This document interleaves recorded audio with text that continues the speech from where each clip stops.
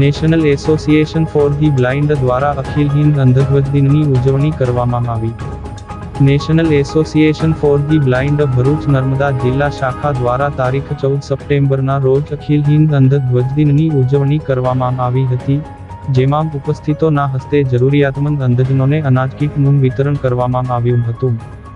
National association for the blind Bharuch Narmada જિલ્લા શાખા દ્વારા વખતો-વખત દિવ્યાંગોના વિકાસલક્ષી પ્રવૃત્તિને પ્રકાશિત કરવામાં આવે છે અને લોકજાગૃતિ કેળવવામાં આવે છે. National association for the blind Bharuch અને નર્મદા જિલ્લા શાખા દ્વારા દર વર્ષે તારીખ 14 સપ્ટેમ્બરના રોજ અખિલ હિન્દ અંધધ્વજ દિન ઉજવવામાં આવે છે, જે અંતર્ગત ભરૂચ રાજપૂત છાત્રાલય ખાતે અખિલ હિન્દ અંધધ્વજ દિનની ઉજવણી કરવામાં આવી હતી,